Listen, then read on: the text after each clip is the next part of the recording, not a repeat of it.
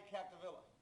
Listen, several years ago, a friend of mine told me how he was on his way from Miami to Homestead. And he was going south on 27 to go buy a pig, to kill it, and then to roast it, to have a party in his home. And he told me the story of how he veered off, made a left into one of these dusted roads. And as soon as he turned left, his station wagon started to stop and to act very weird. He was in the car with his wife and his daughter.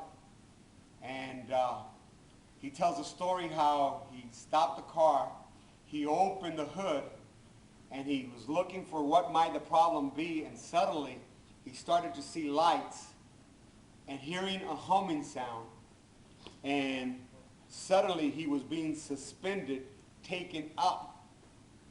And his wife and daughter got out of the car and they were screaming.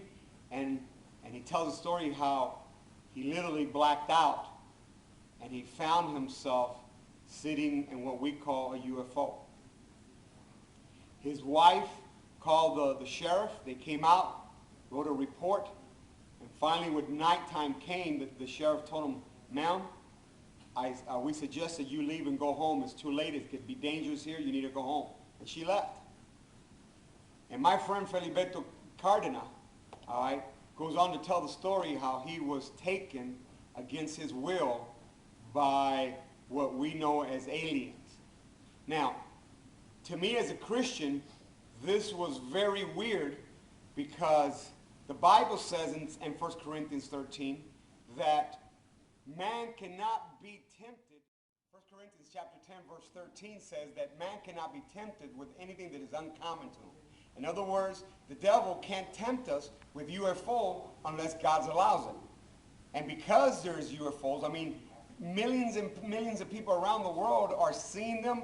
Millions of people have been abducted and they have come back to give stories of what has happened in their experience. Many of them do know Christ. Many of them think they're people from other planets.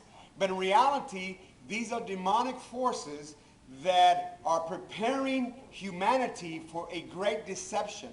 Imagine, if the Antichrist is going to deceive the nations of the world, is he going to be just a political person or another religious people?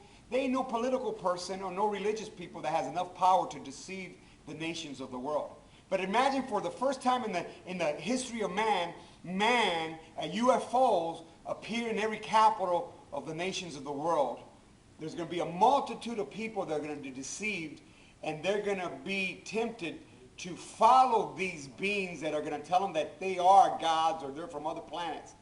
And many will abandon the faith of Jesus Christ. In my book, The Antichrist is Coming via UFO. I tell you the story of Feliberto Cardinal. I'll tell you how we're to study the UFO phenomenon from a biblical point. And I want you to know there's more Bible scriptures that will declare to you the possibility of these things than we ever imagined. But you got to get it. The website is there, and you'll be able to get into the website, go to the products, and see UFOs are coming. The Antichrist is coming via UFO. See you later.